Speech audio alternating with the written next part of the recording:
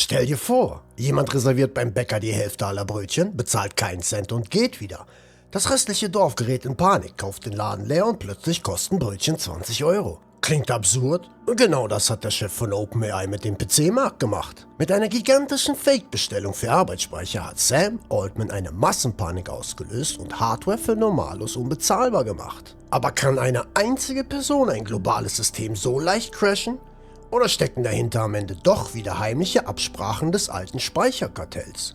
Die Wahrheit ist eine wilde Mischung aus leeren Versprechen, kollektiver Panik und einem Markt, der seit 20 Jahren extrem anfällig ist. Um das zu verstehen, müssen wir ganz kurz zurückspulen.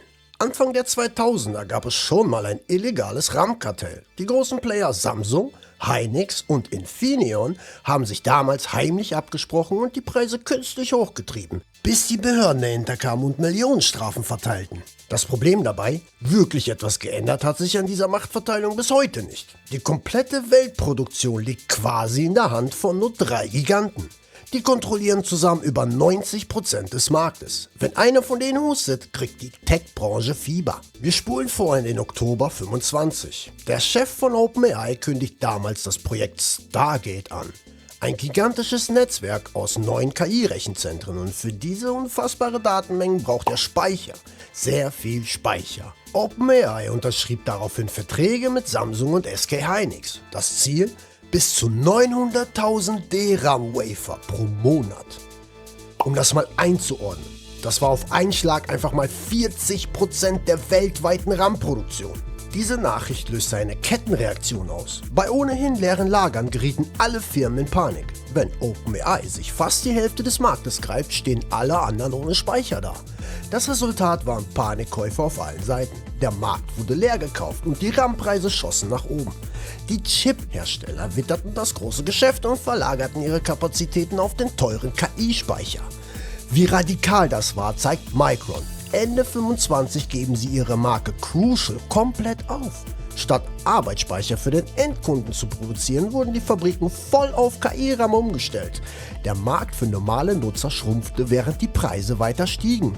März 26 kam der Plot-Twist. OpenAI musste einräumen, das Projekt Stargate scheitert wegen Finanzierungsproblemen und völlig falschen Bedarfsprognosen.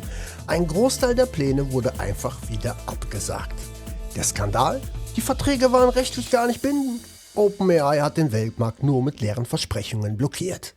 Die Chip-Hersteller saßen schlagartig auf riesigen Mengen unverkauften Speicher. Sie hatten ihre Fabriken umgestellt, Stammkunden verprellt und Traditionsmarken wie Crucial geopfert. Alles für eine Nachfrage, die es so nie gab. Als wäre das nicht schon schlimm genug, gab es Ende März direkt den nächsten Nackenschlag. Google stellte einen neuen Algorithmus vor, TurboQuant. Mit dieser Software braucht künstliche Intelligenz auf einmal drastisch weniger Arbeitsspeicher. Die Leistung bleibt aber gleich.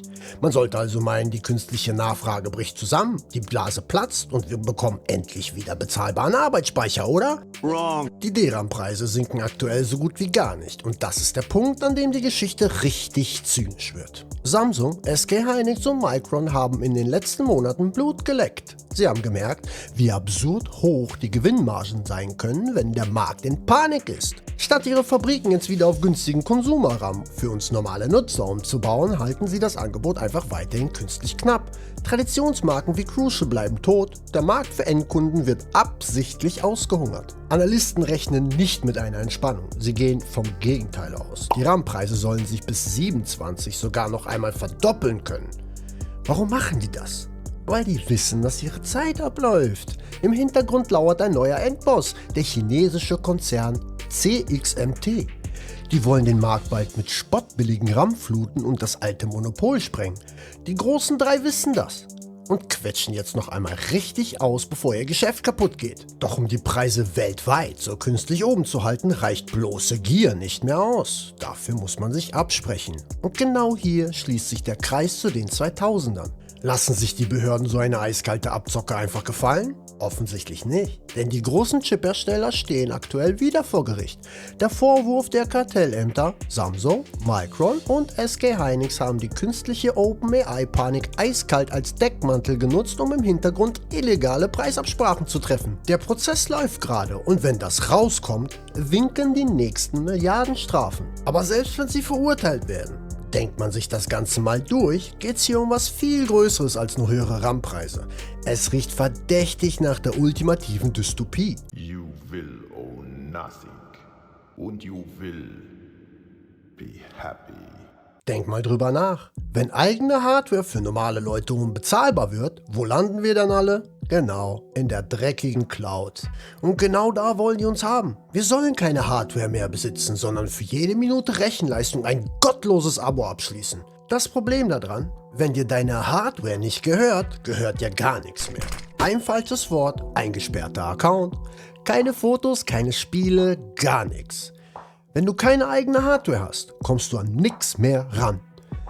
Damals wollte das Kartell im Hinterzimmer einfach nur unser Geld. Heute will die Tech-Elite absolute Kontrolle. Und ich will ungeschönte Kommentare. Ihr könnt schreiben, ich kann lesen.